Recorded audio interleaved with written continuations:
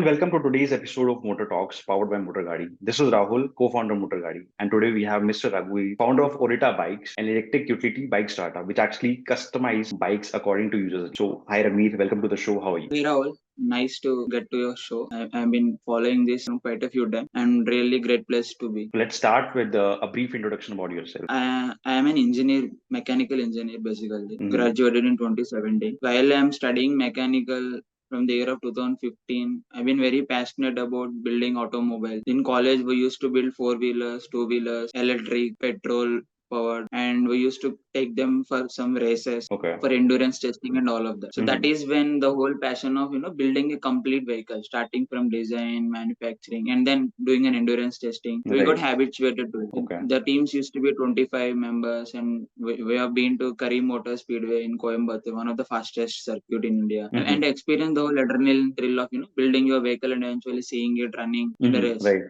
So that is Exactly. when we realized probably we can build something on our own Mhm. because we built three or four kind of products. So we felt let's build something for a real problem. That is how myself got pivoted into entrepreneurship. It was very natural. Nothing was Mhm. planned, and that is how I started. So kind of followed Elon Musk in my college as was reading lot of things about Tesla, and that is how the electric Okay. kicked in, and then Mhm. felt okay, I'm very young, let's try Mhm. something if it works out. There's no better age than failing and trying at the younger age. So that's how it all naturally started, and this is how we are. Okay, that's very nice actually. First question is, can you share some key moments actually?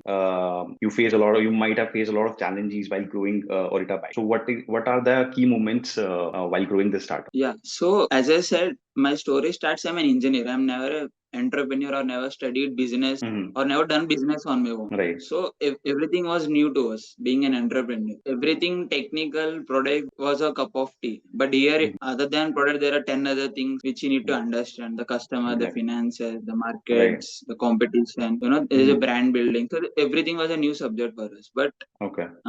luckily, we got into an incubation ecosystem in Ahmedabad, Gujarat. Oh, It's called okay. I Create, which Mhm. previously was Stone. Everything was started by Sri Narendra Modi. That Okay. time he was a CM in Gujarat, and then he Right. became a PM, and that is when the Startup India movement kicked in. So Right. somehow I am very fortunate to be in a place where all of this Startup India has been conceptualized long Right. back in 2013-15 in Uh-huh. Gujarat. And once we came here, we see a lot of peer startups building hardware products. Launched everything through other startups. If we have some problem learning it from a peer founders who are like my similar age. So Hmm. that is how we have crossed our hurdles. It initially it used to be really tough to understand the customer side and build something where Okay. eventually like to pay money for it. Hmm. Why should he pay money? And where in automobile, what even we started building electric cycle, but even that itself, it's 40,000 is huge. 30-40,000 is huge to collect from someone. Exactly. So Right. that whole understanding the cycle, I think it used to be tough, but Hmm. slowly we learned the art of entrepreneurship by being an incubation ecosystem, and then eventually started doing everything independently. The challenges, I would say honestly, are because our background is not in entrepreneurship. Right. Getting into entrepreneurship full time was as a cultural change for us. But once we Hmm. understood, then the rate of our development increased. Great. Yeah. Great. What is actually inspiring you make this startup a very successful in coming future? What is actually inspiring Yeah, you? yeah. So every day, I mean, we every day wake up, we feel really excited because we came a long way. We've been a 5-year-old startup. So Hmm. from building just prototype to actually delivering bikes to big corporates like Mahindra Logistics, Hmm. servicing them, Hmm. and every day seeing one or the other customer sending how they have been using the bike, how they're Right. feeling happy about it. Hmm. That really kicks in every day that yeah, we can repel it, we can increase the volume, we can reach it Hmm. to more Right. wider audience. That is the whole motivation. Hmm. And also since we're R&D first company, product first company, so we have been building a lot of products every day. So we feel okay, if this product is giving this much satisfaction, Right. what if the second version will give, the third version will give? That also Right. keeps us motivating. We need to bring better versions. Exactly. So in Right. both ways, there is an excitement that yeah, we can do it for longer time. Hmm. Aurita currently stands like we have a small dealership presence in West and South, but Okay. predominantly we are more like a D2C company. Okay. Since our products are multi-utility, the one we are delivering today as a multi-utility electric cycle, so it has got a Hmm. lot of use cases. Okay. The wider use case which we found was last mile delivery. So with Mahindra Hmm. Logistics, Right. we supply our bikes for the last mile Amazon deliveries. Okay. So and a lot of feedback comes from there, and we also are speaking with other last mile delivery companies to expand our fleet. So that Okay. is how currently Aurita is. We find our sweet spot, product Mhm. market fit, trying to expand our current customer base. Yeah. Other than Western, so trying to see if we can increase our footprint to other regions also, Mhm. and then eventually launch the wider portfolio. Okay. Right. So, since you talked about two brands, Mahindra and Amazon, right? How many brands actually you have as a customer for D2B business? In B2B, Mhm. Mahindra Logistics is the only largest client. Okay. Others, there are a lot of uh, fleet owners, small Hmm. 3PL companies in Bangalore, Ahmedabad, Bangalore, Okay. and other regions. But as a brand, Mahindra is the largest. And Okay. Mahindra, since they have a pan India presence, we get a lot of outreach through them in terms of getting Hmm. the bikes to different locations. So we almost delivered across 40 different locations of Mahindra, which is Hmm. escalated. I mean, around all the locations in India, majority states, so that we will Hmm. get to understand each state, each type of customer, and then and then learning the service challenges in each region. Exactly. So Right. it's a playground for us with Mahindra. The more we Mm-hmm. deploy, the more we learn through them, and then we Mm-hmm. eventually try to bring the same use case to some other person near to that region and tell, see, you have done it with Mahindra in this region. Why can't you also try? We, Mm-hmm. Okay. we have proven with them. So that is how it has been going. But rest all it's D2C. So there are a D2C. lot of Okay. individual customers who will purchase. These are not Mhm. brands. Okay. Uh, we also build some custom products to some MSMEs, uh, Mm-hmm. because we do a lot of R&D. People come and ask us for government application. They want something specific, some waste Right. management. They want to Right. build something specific to particular governments like Goa, UP, and then someone comes and I want to do something for the rural market for UP. I'm an Right. MSME, but I was not into EV. So we do a Mm-hmm. lot of design development engineering services also. So that way Okay. there are different portfolios, but we don't own them. We just develop and give it to them. Okay. That's nice, actually. So this is a mixture of automobile and technology, right? So how do you combine Yeah. technology and design to create a top-notch experience for a user? Honestly, if I be very honest, when we were designing, we were like, this has to be, the bend has to be like this only. The form factor has to be like this. These are the wheels it has to be. But when I Mm-hmm. started interacting with customers, they don't care about anything. Mm-hmm. Right. Only thing they'll understand is what is the comfort they are getting. Mm-hmm. Is it help them in any way in their everyday life, or Right. it is just funky enough that they want to post it in Instagram. So there are different types of mindset which people will come in. Exactly. So then we realize technology, yeah, plays a very big role, but is customer seeing the value, then that would be the right technology. So we do a lot of iterations and take Mm-hmm. customer feedback and see, is this what you're imagining? If it is not, then we'll do a different iteration again. Is this what you're imagining? Because getting their imagination, their expectation matched is the key Mm-hmm. thing. So automobiles traditionally are very much emotional centric. People buying decisions are not just vehicle. They do Mm-hmm. multiple factors. Right. And sometimes color also plays very big role. We got a lot of customers who will just, I want only that color. Okay. And you Forget about the customize specs. according to their needs completely? Yeah, yeah, yeah. Okay. So we have build bikes as per the color combination.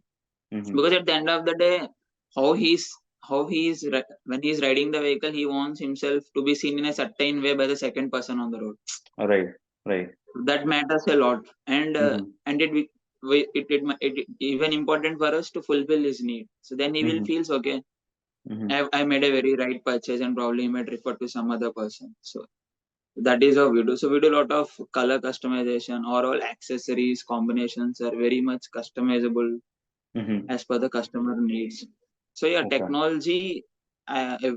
Since we are from engineer, we get like, okay, I'll add everything in the bike, but then we Mm-hmm. realize if customer doesn't see value, it doesn't make sense. So then we Right. created build your bike kind of concept. Mm-hmm. So you have all the options available. I Okay. don't say no to anything that is as long as it is in my scope. But you Mm-hmm. decide what you want. Okay. But since you are actually designing or customizing according to users' need, right? You might be facing a lot of you know complaints. You might be facing a lot of complaints from users. So how do you cater to that complaints basically? Complaint in the sense, uh, there won't be complaints on the combinations or other stuff. It will Uh-huh. be more like sometimes we see, since it's a physical product, there are some certain amount of people who purchase it directly from online, Okay. looking at the content and Mm-hmm. everything. Mm-hmm. And then one probably somewhere 10% this is not their imagine themselves, and then Right. that expectation mismatch comes, and then we'll Exactly. train them, no sir, this is how it works, and Mm-hmm.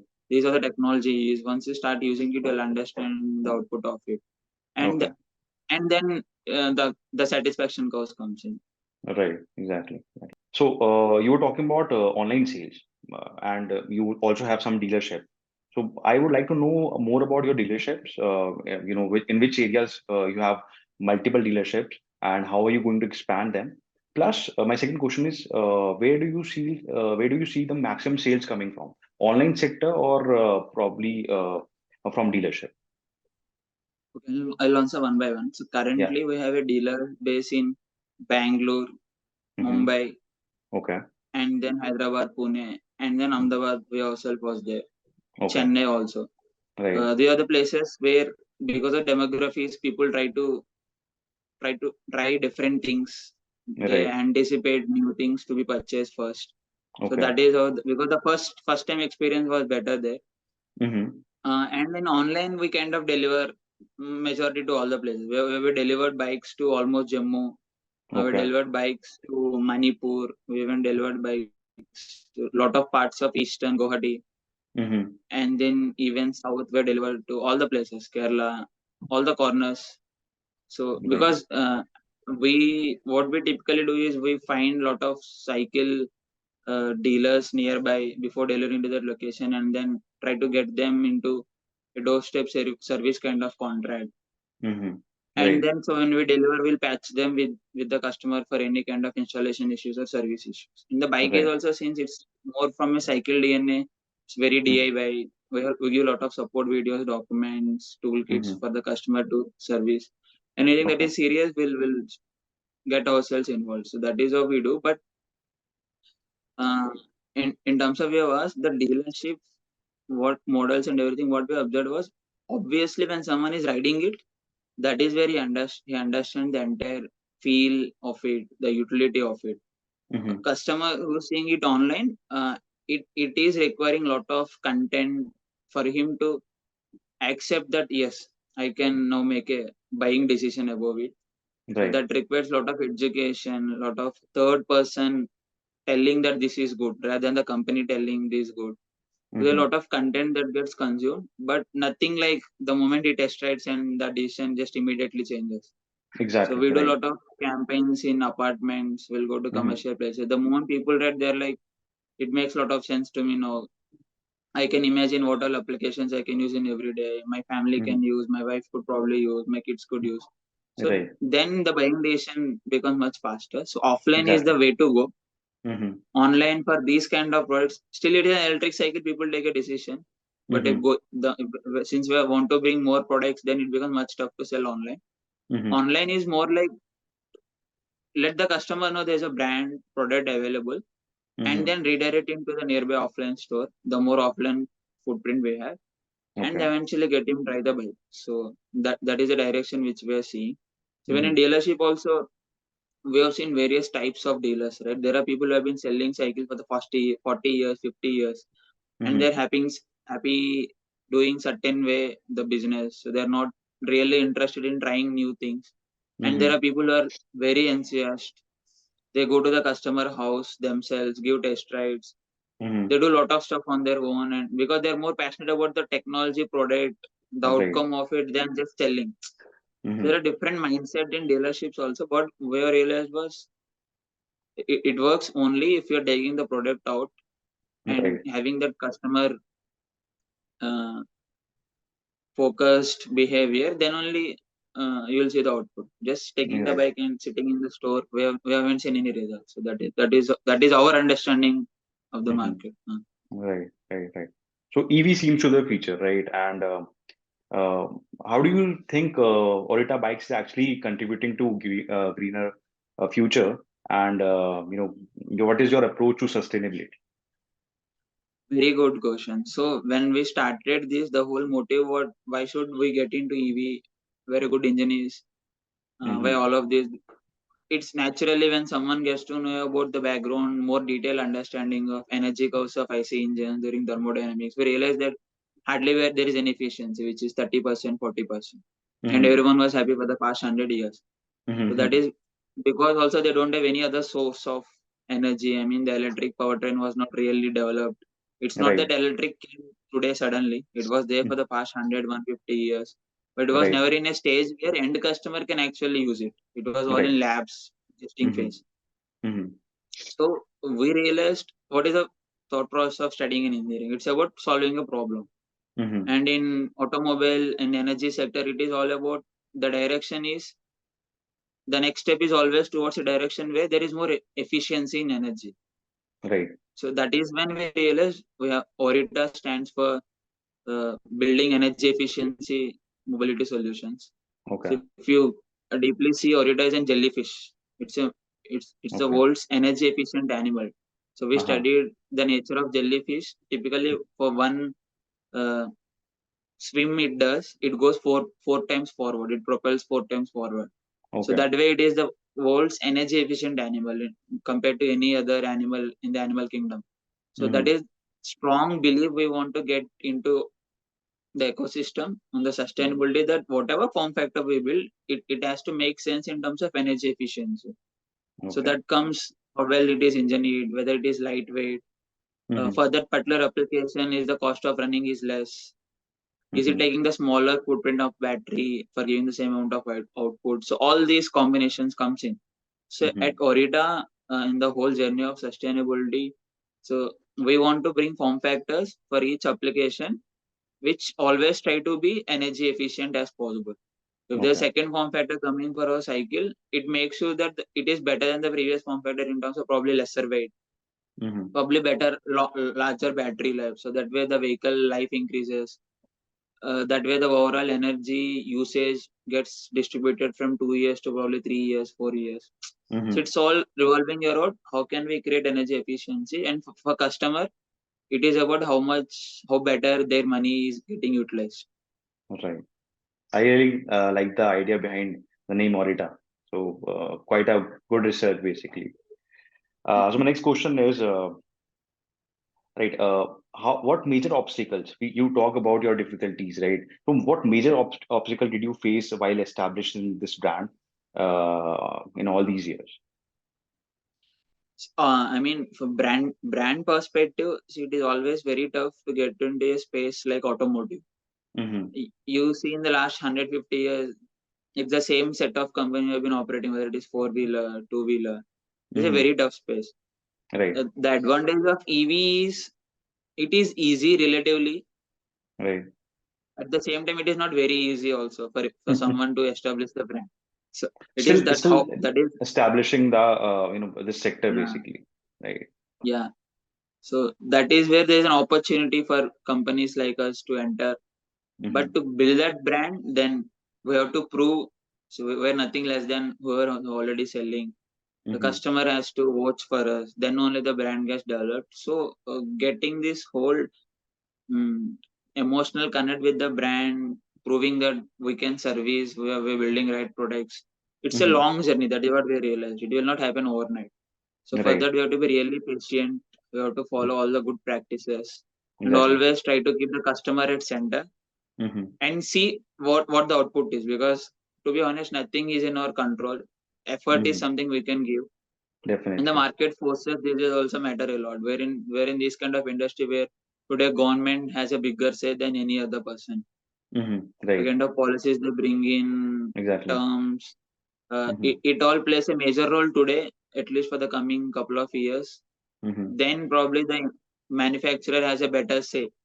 Today Right. it's all from the materials to the technology. A lot of it is not available in India when the revolution started. Exactly. And since Right. we come from I create.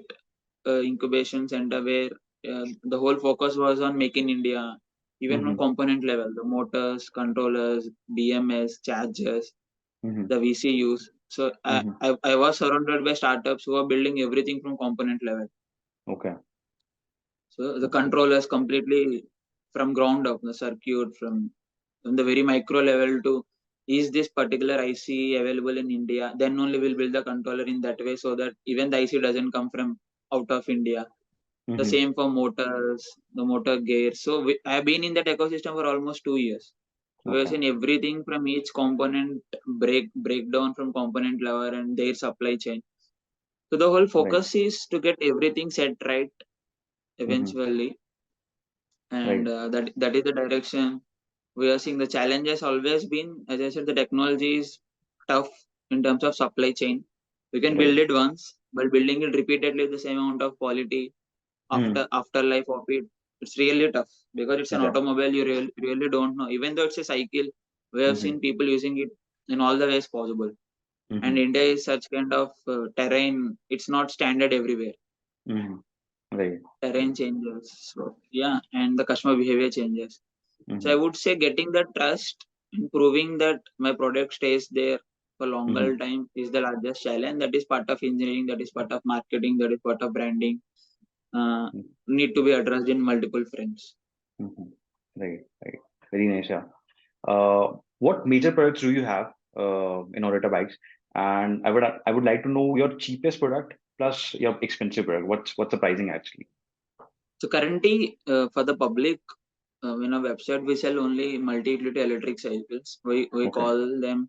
There are like four different models. There's a Mm-hmm. model called Tempest, which is Mm-hmm. just a basic, simple bike to commute. It is Okay. step through. Anyone in the family can ride. It's a cool bike, just simple Mm-hmm. way to commute. And then we Right. have the better product, which is Typhoon. It's Typhoon. more like a family bike. It's Mm-hmm. a double seater. Tempest Mm-hmm. is a entry level model. It starts with 33,000 including shipping everything. Mm-hmm. The landed purchase cost to customer. And Mm-hmm. Typhoon comes around 40,000. Okay. But the good part about Typhoon is it can be your practical second or third vehicle in the family where you can completely replace your Activa for majority of your applications in and Electric around your scooters. home. Okay. So that way, probably a lot of people have a four wheeler, motorbike, and then Activa. So that Mm-hmm. people Activa are not taking the model name but scooters, so Right. that they feel anyone in the family can ride it. The kids, younger kids, or even our parents or Mm-hmm. the female gender because they feel much comfortable. So Mm-hmm. Typhoon has all those ingredients when it comes to family bike. Mm-hmm. So you can carry your kids, even your younger adults can ride it. Even the old age people could ride it. We have customers aged more than 60 years and doing the direct purchase through us. Mm-hmm. Uh, so there were seen people who has a mid 30s, 35s family audience purchasing the bikes. So Typhoon is one kind of bike. There's no other bike in the market who actually serves this need. Mm-hmm. So what we believe is once you purchase it for a family purpose, it's not one-time investment. It's 4 or 5 people sharing the product. So that way the economics becomes even much comfortable for you. Everyone in the bike is using. Our Right. target is I've designed a bike. It should not stay ideal in the home. Mm-hmm. If I make Okay. it for fitness, it majority of the time it might stay ideal because hardly on weekend you never take it Exactly. bike. Right. So if you build a Mm-hmm. family bike, the chances of using it every day is more. And that Mm-hmm. is why as an engineer, I feel happy. And then as an entrepreneur, yeah, I'm seeing better outcomes for my customer. Exactly. And Right. we have a couple of other bikes which is same like Typhoon. We have Mm-hmm. Trooper, which is a cargo bike purely for Okay. businesses. That is the kind of model we give to Human Mahindra Logistics and other fleet companies. The Mm-hmm. bike can take 50 kgs payload other than a rider, Mm-hmm. assuming 80 kg is the rider weight. So 50 kg payload in last mile delivery means anything starting from food delivery to Mm-hmm. maximum Amazon Right. e-commerce deliveries, anything could be catered. Mm-hmm. And since all these deliveries are so dense that they don't even cross 5-10 kilometer radius in any given Mm-hmm. day, Mm-hmm. so it proves to be very cheaper for them. So what we have proved is for a given Amazon kind of last mile delivery use case in Mm-hmm. e-commerce, we have proven that every packet they delivered, like Right. they take around 30 packets, 40 packets in one trip. Every Okay. packet they delivered, we have proven 15% cost is saved. if they Okay, use that's our very bike. nice. That's very insightful And and very good for brand yeah, actually. Hmm. yeah, and also there's the other side is sustainability. So in 3 years lifetime, we have seen the Hmm. bike is almost saving 3 tons of carbon emissions. So you're getting both sides benefit. Hmm. Right. And from the rider perspective also, for a Zomato kind of food delivery or any other use case, Hmm. if they're using a petrol vehicle compared to per every kilometer how much he may need to spend, Hmm. comparatively spending lesser here, almost 40% less. There's an article we have written on EV Reporter also about this, on the whole Okay. calculation. So the Right. drivers also feel they're saving fuel. Or in Hmm. other way, let's say he's spending 20% of income or 30% of income on running his petrol vehicle. Here Hmm. probably he'll spend 15% of it. Okay. So that way, so everyone in the ecosystem is happy when they use an electric bike, and specifically with our brake, we have proven that in hyperlocal, quick commerce, or some part of denser e-commerce, there is a better use case. So that's what Trooper serves. Hmm. And we have the last version, which is called as Tornado. It is like a touring bike. If someone wants everything beefed up in the vehicle, carry everything, go longer distances, so that Hmm. is how Trooper is. Even the naming also, we have kept it in such a way that all of them somewhere relates to ocean currents. And Aurita Okay. is nothing but an animal that lives in ocean. So that is Hmm. how we kind of trying to bring meaning to this, some soul to these bikes. Right. And we'll see how the customer reacts after longer testing, selling more bikes. We probably kind of then tweak the whole positioning of the bikes. But today, these are our position. Okay. That's very nice. What's the maximum range for these bikes for any retail customer basically? Yeah, so we have an option of you can have a 45-kilometer range Okay. to maximum of 100 kilometers range in a single battery. Okay. And we also have a dual battery option in our bike for Hmm. extreme use cases where there are applications where more than 12 hours, 16 hours, the bike has to be in last mile delivery in any Okay. given day. So there we Hmm. have a dual battery option where the bike can go max up to 200 kilometers, 100 plus 100. Okay. And everything is neatly designed inside the bike itself. Okay. Okay. Are these batteries swappable? Yeah, so these are completely removable, swappable batteries. Okay. So based on Uh, the application, we add tracking devices to the batteries also. And Someone how needs to much? track them independently. Okay. How much charging time they require? So they take average around 3.5 hours. 3.5 hours. Okay. Okay. Yeah. And do you, by any chance, do you think you can basically reduce the charging time in future? Yeah, so I will describe it. These are like very, very small footprint of battery packs currently which we are giving. So Hmm. the largest is not even 1 kilowatt. It's Okay. 0.85 kilowatt. Oh, okay. Because it's in the cycle form factor, for every kilometer it consumes very small Hmm. amount of energy. So that is where we're able to get a better output. Now Okay. fast charging for these kind of smaller battery packs, technically we have done. There's a Hmm. startup with whom we have done parallel development, and we have proved that how your power banks can be, fast charge Right. mobile phones. Similarly this can also be done, but Hmm. in the commercial economics we are saying it doesn't make sense today for Okay. these small battery packs to have faster charging also. That will Okay. unnecessarily increase not necessary cost for the end customer. So we realize Exactly. the bikes are, if you charge it for in a day, you anyway getting 100 kilometers, so that is Uh-huh. maximum sufficient in one day usage. Right. There's Right. ample time to charge it Hmm. over the night. And we also have dual battery options where not exactly every bike should have a second battery, but you can have 30% excess battery for 100% vehicles you have, and that way you can swap it. So we're trying different multiple things. The moment the technology makes sense for smaller batteries also to have fast charging, we'll be more than happy to bring it. As I Hmm. said, initially, when I'm an engineer doing prototypes, I was always want to have everything kept into the product. But the moment we realized it, to be an entrepreneur, customer has to pay you money, then we started judging. If it makes Hmm. sense for customer in commercial, then only bring the technology. Okay. Or else build Right. it, experiment it, but keep it only in the lab. Wait for the Hmm. moment to come. So that is how we have phased out our product launches. Right. Right. Lastly, I would like to know how do you foresee Rita's future in terms of new projects and innovation? Yeah. So we are working hard to increase our customer profile in two-wheeler from Hmm. cycle to more of a moped form factor. Hmm. So Okay. that's where probably we can get tier two, tier three other cities. Okay. Probably the average distances are large and they expect some amount of speed and more payload carrying capacity. Mm-hmm. So we're trying to get into more moped form factor, which is Okay. stylish as well as applies for those business use cases. Okay. Second, we also have three wheelers, Okay. which were developing for the almost 2 years for some government projects, testing it, and Mm-hmm. also for intra-campus movement for manufacturing or warehouse applications. Okay. And then we also build something specifically for warehousing applications. These are called material handling equipments, something like Okay. half a ton, 1 ton payload carrying capacities. Right. To give an example, there are warehouses which are as large as 4 lakh, 5 lakh square feet. Right. So if you have to transport material manually by pulling Mm-hmm. it on any cart, it is so much intensive, very Exactly. fatigue. So Right. you start here your journey in the morning to Mm-hmm. take the entire trip and come back. It will become afternoon.